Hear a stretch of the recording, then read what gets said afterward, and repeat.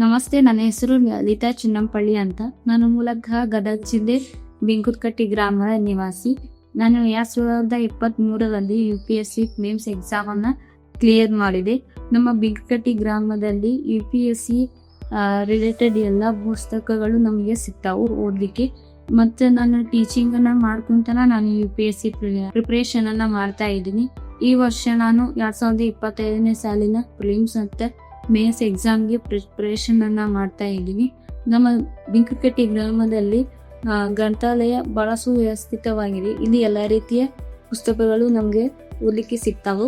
ಮತ್ತು ಇಲ್ಲಿ ಡಿಜಿಟಲ್ ಗ್ರಂಥಾಲಯ ಇರೋದ್ರಿಂದ ಇಲ್ಲಿ ನಾವು ಟ್ಯಾಬ್ ಮತ್ತು ಕಂಪ್ಯೂಟರ್ ಮೂಲಕ ನಾವೇನು ಮಾಡ್ತೀವಿ ಅಂದ್ರೆ ನಮ್ಗೆ ಯಾವ್ದು ಅರ್ಥ ಆಗೋದಿಲ್ಲೋ ಆ ಸಬ್ಜೆಕ್ಟನ್ನು ನಾವೇನು ಮಾಡ್ತೀವಿ ವಿಡಿಯೋ ಹಾಕ್ಕೊಂಡು ನೋಡೋ ಮುಖಾಂತರ ನನಗೆ ಯಾವ್ದು ಆ ಸಬ್ಜೆಕ್ಟ್ ಅರ್ಥ ಆಗೋದಿಲ್ಲ ಆ ವಿಷಯನ ನಾನು ತಿಳ್ಕೊಳಕ್ಕೆ ಸಾಧ್ಯತೆ ಆಗಾಕುಂತೈತಿ. ಯಾಕಂದ್ರೆ ನಾನು ಆರ್ಟ್ಸ್ ಲೆವೆಲ್ ಸ್ಟೂಡೆಂಟ್ ಆಗಿರೋದ್ರಿಂದ ಇಂಗ್ಲೀಷ್ ನನಗೆ ಪ್ರಾಬ್ಲಮ್ ಆಗೋದ್ರಿಂದ ನಾನು ಇಂಗ್ಲೀಷ್ ಗ್ರಾಮರನ್ನು ನೋಡೋ ಮೂಲಕ ಈ ಮೋಟಿವೇಶನ್ ವಿಡಿಯೋಸನ್ನು ನೋಡೋದ್ರ ಮೂಲಕ ನಾನು ಇಂಗ್ಲೀಷನ್ನು ಸ್ವಲ್ಪ ಫಾಸ್ಟಾಗಿ ಕಲಿಯೋಕೆ ಸಾಧ್ಯ ಆಗಾಕುಂತೈತಿ.